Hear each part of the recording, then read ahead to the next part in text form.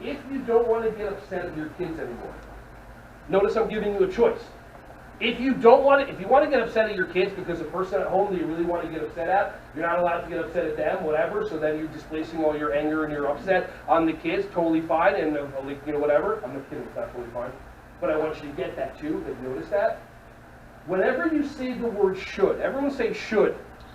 Just get, the second that you think the word should, or you say the word should, you're like, how can I upset myself today?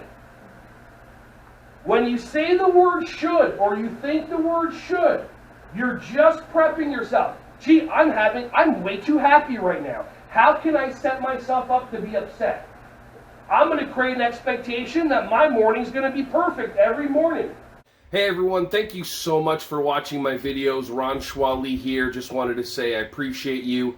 Feel free to like, subscribe, and click on the bell if you want to see more videos coming your way to be alerted. Just thank you so much, and feel free to share this content with anybody who you think would find some value from this. Have an awesome, joyous, wonderful, breath-filled rest of your day.